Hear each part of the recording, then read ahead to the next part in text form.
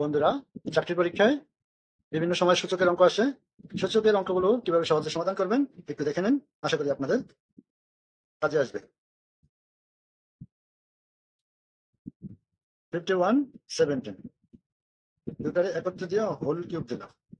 এবার 17 এটার ভিতরে যায় 10 বার।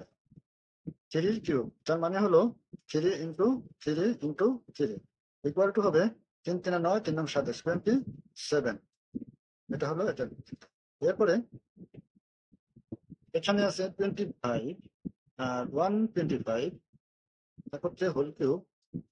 এখন এটা 125 এর ভিতরে যাবে 5 বার, মানে 5 বার। 5 এর কিউব ইকুয়াল টু হলো 5 × 5 × 5। তাহলে কত হলো? 5 5 25, 5 25 125। এটা হলো এটার উত্তর। তারপরে এখানে 25 টু 50 এটা আছে স্কোয়ার। এটার ভিতরে যায় 10 বার। 10 এর স্কোয়ার। এখন 10 × 10 ইকুয়াল টু 100। এটা এটা সমান সমান কত?